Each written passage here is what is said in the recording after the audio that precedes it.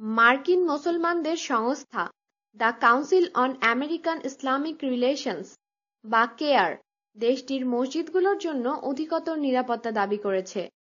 California অঙ্গরাজ্যের ৩ মসজিদে মুসলমানদের হুমকি দেয়া চিঠি দেওয়ার পর এ দাবি করা হয়। কেয়ার বলেছে, চিঠি ৩টি একই হাতের লেখা ছিল। ফটোকপি করে চিঠিগুলো Islamic centre for Long Beach, the Islamic centre of ক্লোরামান্টো এবং the Evergreen Islamic centre in San Jose, লস অ্যাঞ্জেলসে পাঠানো হয়েছে। এতে মুসলমানদের নোংরা ভাষায় হুমকি দেয়া হয়েছে এবং চিঠিটি আমেরিকান ফর বেটার ওয়ের নামে পাঠানো হয়েছে। এতে বলা হয়েছে, নগরে নতুন শেরিফ বা আইন প্রয়োগকারী কর্মকর্তা এসেছেন এবং তিনি হলেন মার্কিন নবনির্বাচিত প্রেসিডেন্ট ডোনাল্ড ট্রাম্প। আমেরিকাকে ট্রাম্প আবার ঝকঝকে তকতকে করে তুলবে বলে চিঠিতে দাবি করা হয়েছে। এতে বলা হয়েছে, মুসলমানদের হটিয়ে এ পরিষ্কার পরিচ্ছন্নতা অভিযান শুরু করবেন ট্রাম্প।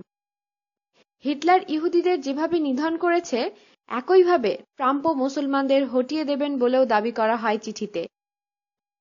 কেয়ারের লস অ্যাঞ্জেলস শাখার নির্বাহী পরিচালক হোসেইন আয়ালুস বলেছেন, চিঠির ঘৃণাপূর্ণ বক্তব্য মুসলমানদের হতাশ করেছে।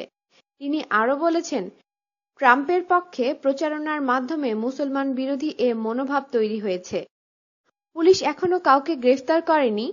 অবশ্য এ নিয়ে তদন্ত শুরু হয়েছে বলে জানিয়েছে সান জোস পুলিশ। আমাদের সাথেই থাকুন আর সাবস্ক্রাইব করুন।